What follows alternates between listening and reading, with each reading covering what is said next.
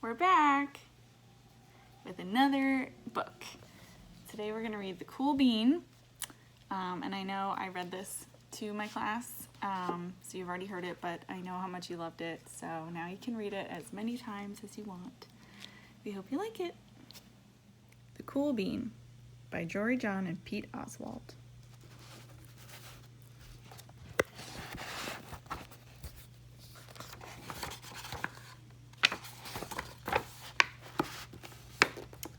Watch out!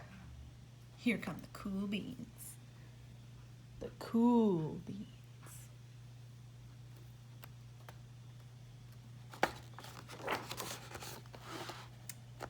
Oh yeah, check out how they move. Look at the way they swagger. Notice their sunglasses. Yow! The cool beans are known all over school, from house to house, across town, beyond county lines.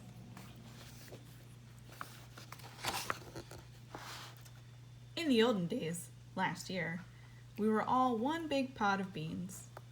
We were a mixed bag, but somehow it worked. Yep, those were the good old days. And then we stopped seeing each other as much.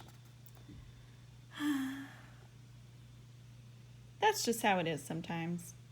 You spend less time together, even though you're not totally sure why.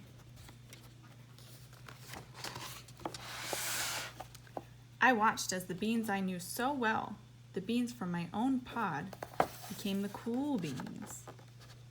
Oh, they were so cool. One of them could play the guitar. Cool. One of them could draw the best superheroes. Cool. One of them could jump higher than any bean I'd ever known. Cool. Me? Well, I mostly stayed the same. Sure, I made some small changes. I wore sunglasses. Too big. I slicked my hair back. Too slick. I strutted around. Ow. I swaggered. Oof. I was still picked last for everything. My clothes never seemed to fit. I snorted when I laughed. I walked into stuff. I was an uncool bean, for sure. I started thinking of myself as just a common bean with no special skills. I couldn't compete, so I didn't even try. I'd never be a cool bean. It seemed like there were two types of beans in the world. There were the cool beans and the beans like me. The days all blended together.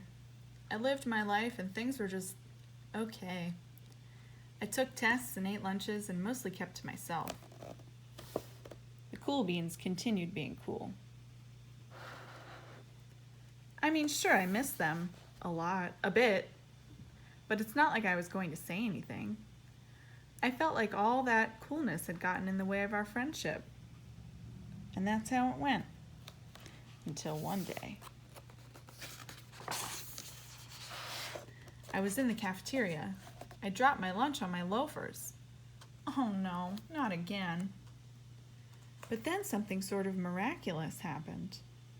Out of nowhere, one of the cool beans helped me clean it up. He didn't even say anything. He just gave me a nod. That was it. Later, I was out on the playground. I tripped and scraped my knee and maybe cried a little bit, and everybody saw it. Another one of the cool beans came to my side, and without a word, he dusted me off.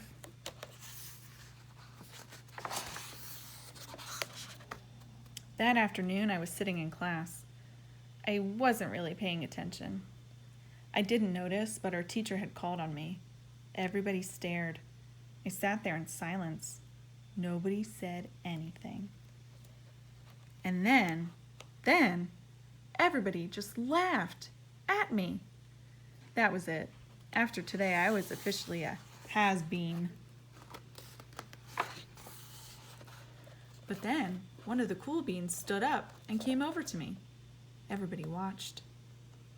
She leaned in close and whispered, "Hey, the teacher asked you to read from page 32.